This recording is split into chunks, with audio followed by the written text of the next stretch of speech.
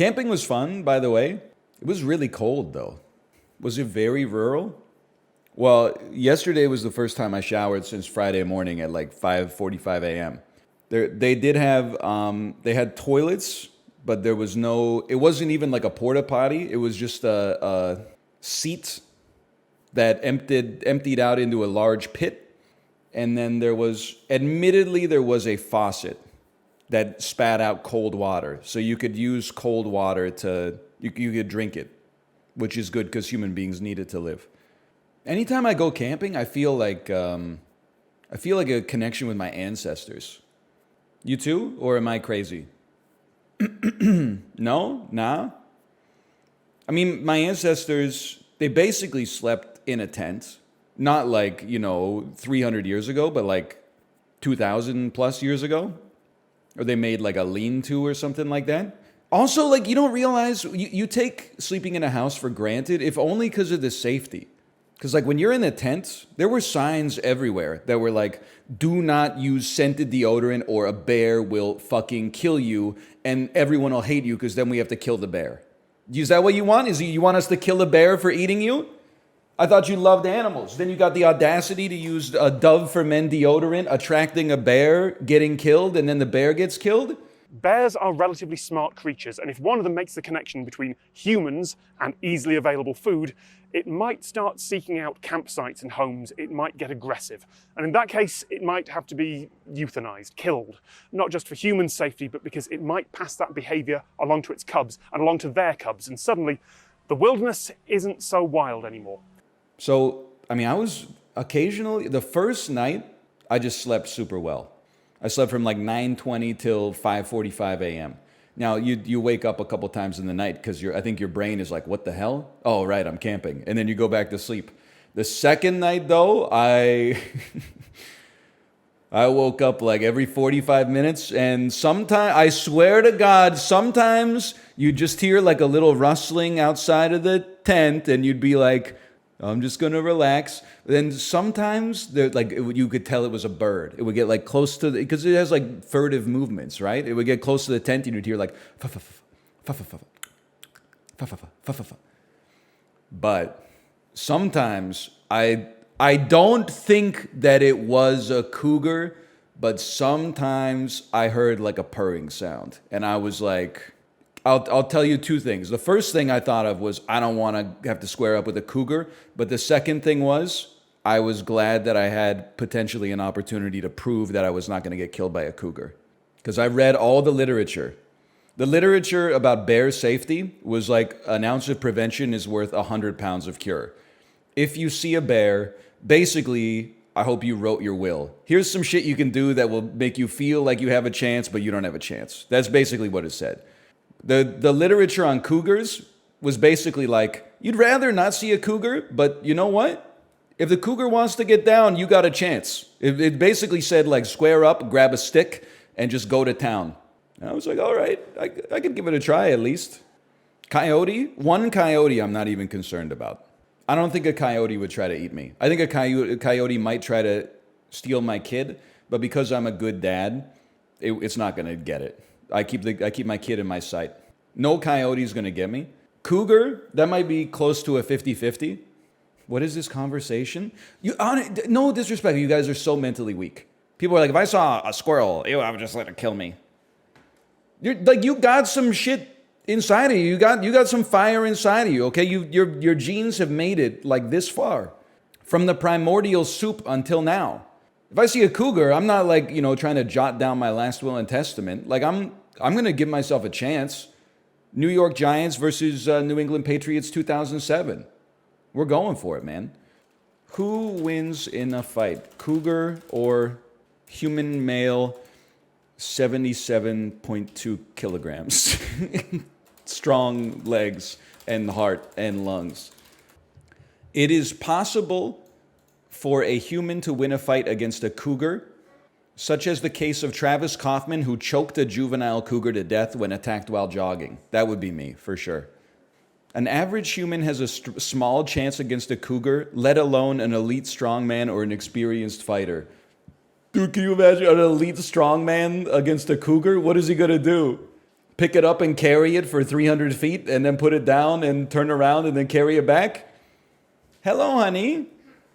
Hi. Say goodbye, Daddy. Goodbye, honey. Have a good day today. How you doing? Good. I've got spurs that jingle, jangle, jingle. Hey, it's your favorite song. As I roll quite merrily along. And they say, hey, aren't you glad you're single? And that song ain't so very far from wrong. Oh, Emmylou, oh, Emmylou. Though we've done our share of walking, this is why we had her talking. She is dancing. I've got spurs that jingle, jangle, jingle. As I roll quite merrily along. We gotta go. Though we've done our share of dreaming, this is why I never fell. I've got spurs that jingle, jangle, jingle. I'm gonna miss you too, honey. We had such a fun time this weekend, right? Make sure to tell everyone at daycare what you did this weekend. What was the best part of camping? Making s'mores. So true. We didn't even have a campfire. Just got a false memory. I will say, you guys gotta stop lighting the forest on fire.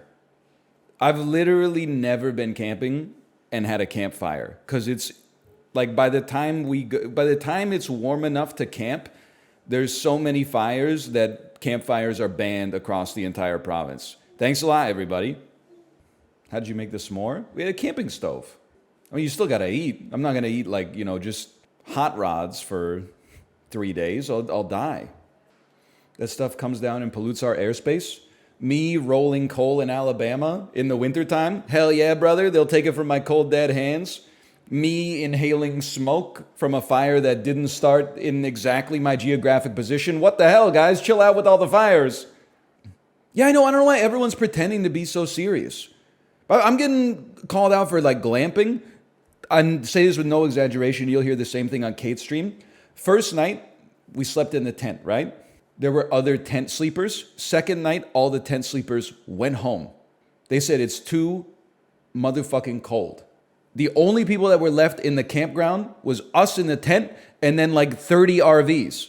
Last time we went camping, 5 years ago, it was a little glamping just because there was a shower. So you could put a toonie into a coin slot and you could take a 4-minute shower. This shit was camping, man. We did bring a camping stove. We were in the woods. Also, not that I didn't have a great time, because I did have a great time. If this is camping, give me some more glamping, man. Best part of camping is being outside, cooking amazing food that for some reason just tastes better because you're in the outdoors. Going on a hike, seeing some animals in nature that you wouldn't otherwise see in the city. You don't need it's not like a you-know-what measuring contest. I would love to be in the woods for 3 days, but at night you just come back and you sleep. Doesn't have to be a hotel, but even just in a cabin or something like that. Go sleep in a cabin, wake up, and then go for a hike or something. Did your tent come with Wi-Fi? No, I didn't have Wi-Fi. That's why I tweeted an image of my drafts folder. I had no signal. Moreover, we were so far south on Vancouver Island, I had to keep my phone in flight mode because it thought I was roaming in America. How much weed did you smoke? I smoked 0 weed. I was there with my 2-year-old. I did drink 5 beers on Friday and 5 beers on Saturday, though. How did it make me feel? It made me feel like we should have bought a 2-4 instead of a 12-pack. We were in, also, I got a real problem with Vancouver Island, okay? We were in a place called China Beach.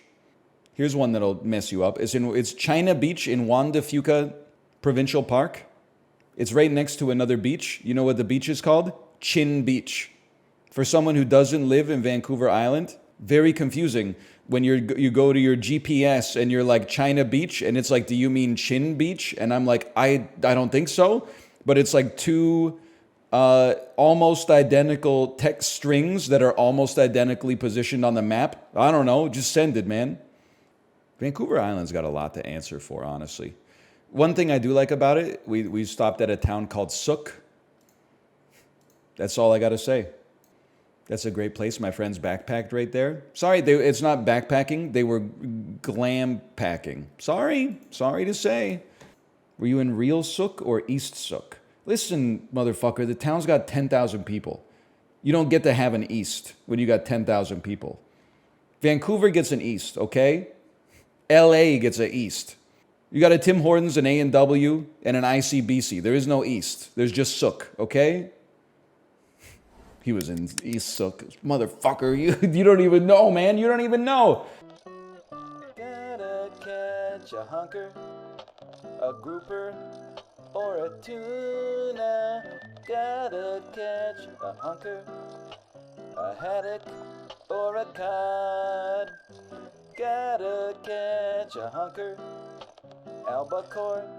What the hell, man? How did I get nothing from the sea? Now we gotta switch it up slightly. Don't remember. How does the tune go during this part? Oh, Jesus.